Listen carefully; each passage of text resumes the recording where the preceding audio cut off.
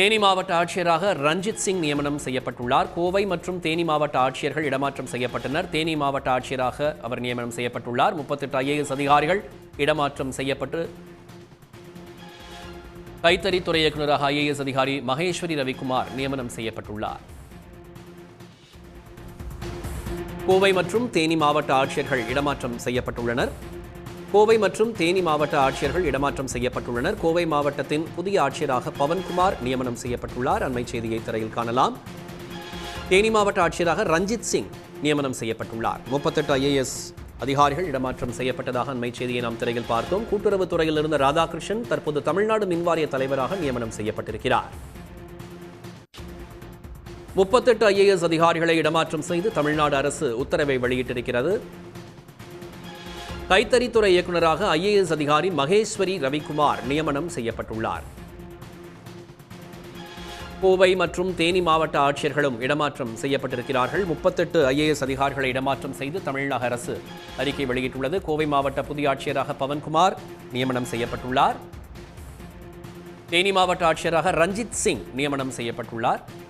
கோவை மற்றும் தேனி மாவட்ட ஆட்சியர்கள் இடமாற்றம் செய்யப்பட்டிருக்கிறார்கள். கூட்டுறவுத்துறையில் இருந்த ராதாகிருஷ்ணன் தமிழ்நாடு மின்வாரிய தலைவராக நியமனம் செய்யப்பட்டுள்ளார். திரு ராதாகிருஷ்ணன் தமிழ்நாடு மின்வாரிய தலைவராக நியமனம் செய்யப்பட்டுள்ளார். கூட்டுறவுத்துறை முதன்மை செயலாளராக சத்யபிரத சாஹூ நியமனமாகியிருக்கிறார்.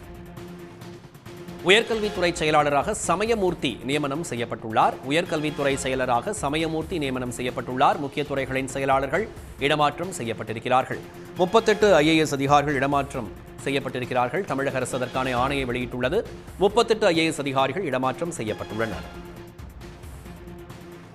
கைத்தறித்துறை இயக்குநராக IAS அதிகாரி மகேஸ்வரி ரவிக்குமார் நியமனம் செய்யப்பட்டுள்ளார். கோவை தேனி மாவட்ட ஆட்சியர்களும் இடமாற்றம் செய்யப்பட்டிருக்கிறார்கள். கோவை மற்றும் தேனி மாவட்ட ஆட்சியர்களும் இடமாற்றம் செய்யப்பட்டிருக்கிறார்கள். பவன்குமார் கோவை மாவட்ட புதிய ஆட்சியராக நியமனம் செய்யப்பட்டிருக்கிறார். தேனி மாவட்ட ஆட்சியராக ரஞ்சித் சிங் நியமனம் செய்யப்பட்டுள்ளார். கோவை தேனி மாவட்ட ஆட்சியர்கள் இடமாற்றம் செய்யப்பட்டிருக்கிறார்கள். கூட்டுறவுத்துறையில் இருந்த ராதாகிருஷ்ணன் தற்போது தமிழ்நாடு மின்வாரிய தலைவராக நியமனம் செய்யப்பட்டுள்ளார். கூட்டுறவுத்துறை முதன்மை செயலாளராக சத்யபிரத சாஹூ நியமனமாகியிருக்கிறார். 38 IAS அதிகாரிகளை இடமாற்றம் செய்து தமிழக அரசு அரசாணை வெளியிட்டுள்ளது. உயர்கல்வித்துறை செயலாளராக சமயமூர்த்தி நியமனமாகியிருக்கிறார்.